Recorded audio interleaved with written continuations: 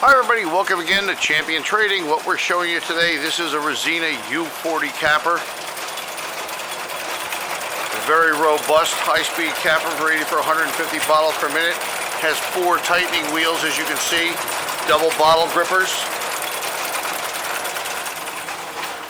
It does have a small pacing wheel which operates on 120 volt. We're not operating it right now.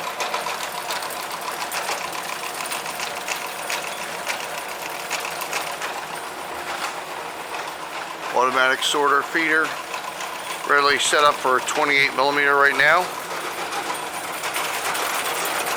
It is fully adjustable. Bottle grippers move in and out. Tightening wheels just the same.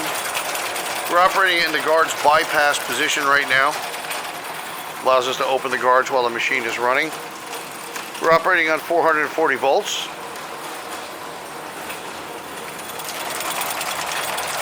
Clutch system on the tightening wheels to control your torque. We have lots of cappers in our stock, packaging equipment, processing equipment as well. We do hope you'll visit our website at www.champtrading.com, and we certainly look forward to hearing from you. Thanks for joining us for this video today.